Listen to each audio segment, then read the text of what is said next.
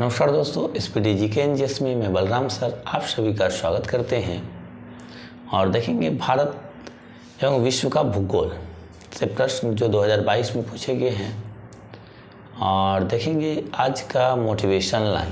तो आज का मोटिवेशन लाइन है दोस्तों, वक्त तो वैसे भी बदलने वाला है, वक्त तो वैसे भी बदलने वाला है, रही बात तकदीर की तो उसे हम बदल देंगे, रही बात तकदीर की तो उसे हम बदल देंगे। तो मेहनत से बदलेंगे तकदीर को भी और अच्छे दिन भी लाएंगे। आइए देखते हैं प्रश्न। भारत के पूर्वी समुद्री तट को कितने भागों में बांटा गया है?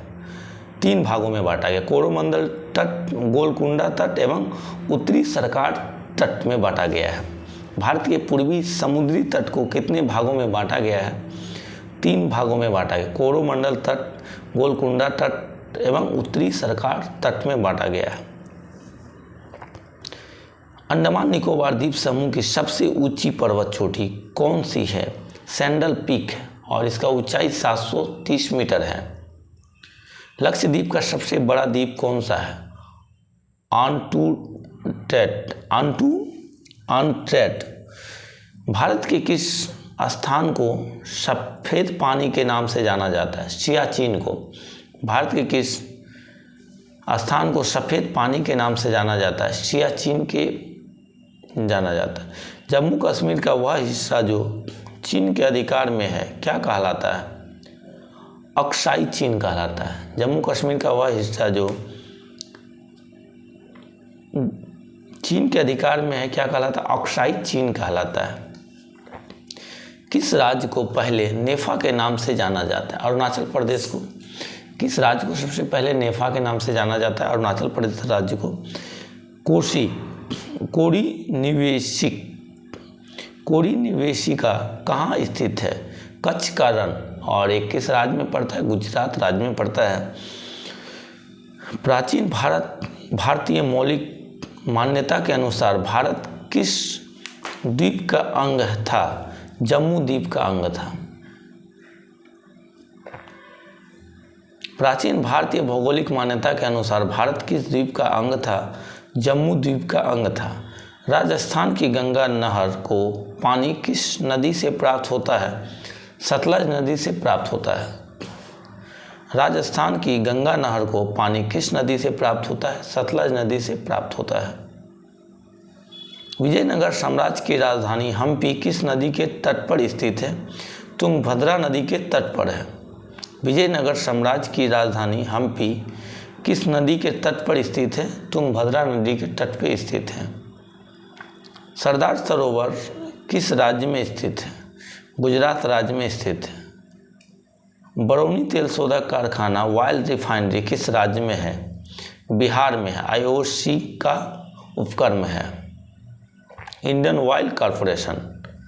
ब्राज़ील स्थित अमेजन बेसिन के वन क्या कहलाते हैं? सेलवास कहलाते हैं। क्या कहलाते हैं? सेलवास कहलाते हैं। अफ्रीका में आसवान बांध किस नदी पर है? नील नदी पर। अफ्रीका में आसवान बांध किस नदी पर है?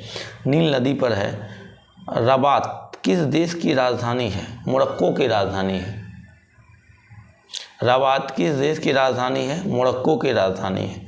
भारत में कितना क्षेत्र वनों से अनाच्छादित है? 809 लाख हेक्टेयर है। देश में कितनी बाघ परियोजना कार्यरत है? 53। जनवरी 2022 ईस्वी तक 53 था और अभी देखना होगा। फ्रीटाउन किस देश की राजधानी है? सियरा लियोन के। करीबा बांध कहाँ स्थित है? जाम्बिया में जेम्बेजी नदी पर स्थित है। करीबा बांध जाम्बिया में जेम्बेजी नदी पर स्थित है।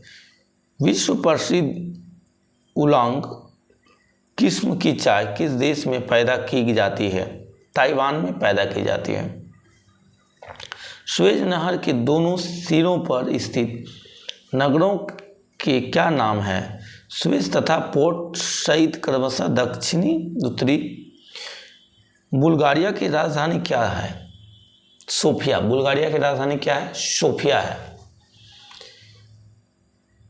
वक्रेश्वर ताप विद्युत केंद्र किस राज्य में स्थित है? पश्चिम बंगाल में स्थित है। एरिड फॉरेस्ट रिसर्च इंस्टीट्यूट कहाँ है? जोधपुर में। एरिड फॉरेस्ट रिसर्च इंस्टीट्यूट कहाँ है? जोधपुर में है। दक्षिण अमेरिका का द्वार गेटवे टू साउथ अमेरिका किसे कहते हैं? वेनेजुएला को कहते हैं। वन विज्ञान एवं तकनीकी संस्थान कहाँ स्थित है? बेंगलुरु में। Institute of would science and technology ये कहाँ स्थित है? बेंगलुरु में स्थित है। पश्चिम बंगाल का टीटागढ़ पेपर मिल्स भारत के अग्रणी कारखानों में से एक की स्थापना कब हुई? 1881 ईस्वी में स्थापना 1881 ईस्वी में स्थापना हुआ। किसान गंगा किस नदी की सहायक नदी है? झेलम नदी की सहायक नदी है। किसान गंगा किस नदी की सहायक नदी है? झेलम नदी की सहायक नदी है। वेम्बनाड झील कहाँ स्थित है? केरल में। वेम्बनाड झील कहाँ स्थित है? किस राज्य में? केरल राज्य में स्थित है। डायमंड हार्बर तथा सॉल्ट लेक सिटी स्थित है? कलकत्ता में स्थित है। डायमंड हार्बर तथा सॉल्ट लेक सिटी स्थित है कलकत्ता में। बैरोमीटर का पारा एकाएक गिर जाने से किस प्रकार के मौसम का संकेत मिलता है? तूफानी चक्रवाती मौसम का मिलता है। भारत और पाकिस्तान के बीच सीमा निर्धारित की गई थी रेड क्लिफ रेखा द्वारा। गोबी मरुस्थल कहाँ स्थित है? मंगोलिया में स्थित है। गोबी मरुस्थल कहाँ स्थित है? मंगोलिया में स्थित है। रीटर द्वारा रचित अर्धकुंडे नामक ग्रंथ में किस भूगोल का उल्लेख है? महाद्वीपों का प्रादेशिक अध्ययन। धौली गंगा जल विद्युत परियोजना किस राज्य में है? उत्तराखंड राज्य में है। राजस्थान के एक कृषि अनुसंधान केंद्र द्वारा तैयार की गई संकर बीज की नई किस्म डबल जोड़ी किस फसल की है? इस सरसों फसल की है।